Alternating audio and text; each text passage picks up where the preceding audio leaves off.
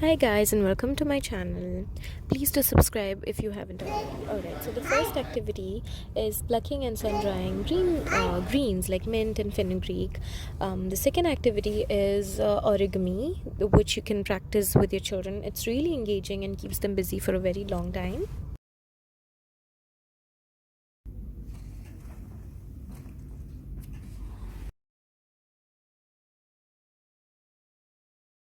Alright, the third activity is making handmade plushies or soft toys. It's really easy. You just cut out a template and you just stuff it with filling and you just play with it. Third of all is a sensory play, a sensory dough. It's very simple. You just mix in about 1 cup of flour with a quarter cup of water and just create a play dough and let your children play with it. Fourth one is the fourth one is a nature sensory play. You just collect different twigs, branches. Okay, the next one is simple water sensory play. Pretty self-explanatory. Just put water in a container and a cup and let them enjoy.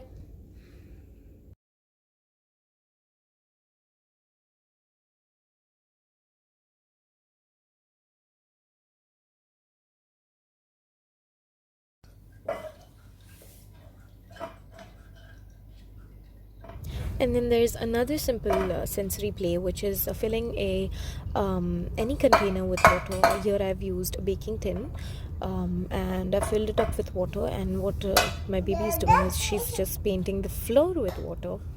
That's it. It's as simple and very engaging. Anything like these, sensory play like these, are quite engaging and very helpful for cognitive development.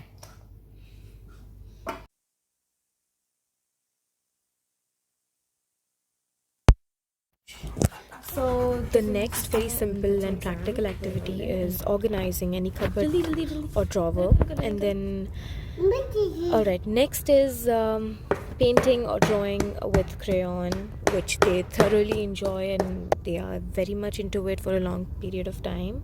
Let them scribble. It's very essential for their sensory skills and hand-eye coordination. It is said that before you give your child a pencil, they must dig, go for it, Hanan, scratch, and paint and scribble. It's very essential for their development.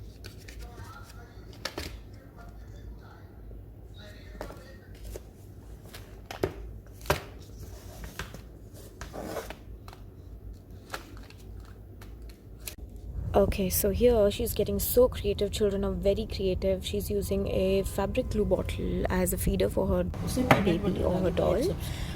Just get let so them my mom's making a healthier version of which cookies, mama? Mama? Is baking. Really simple, very practical daily activity, day-to-day activity or daily activity that you can do, and you get something that's to nice. eat in the end, which is the best part.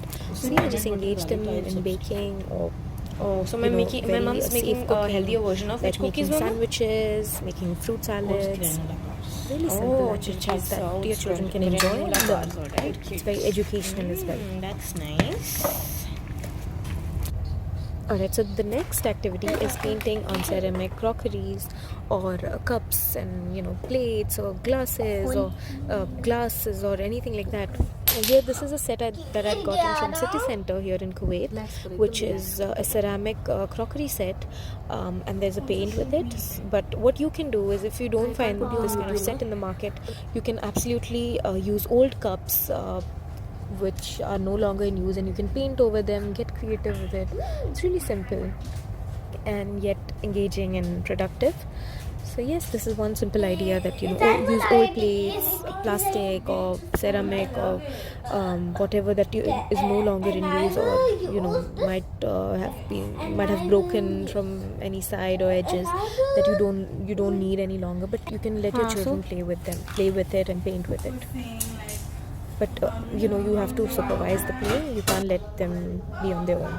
Or the next activity is what I've done over here. I've taken a cardstock and I've drawn lines or roads on it, and my brother, he's really enjoying it. He is playing with a car.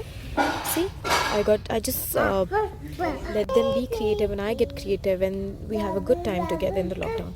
The last and the final activity is just reading. Reading is so engaging and so much fun. You create more stories, you boost their imagination. It's really educational as well.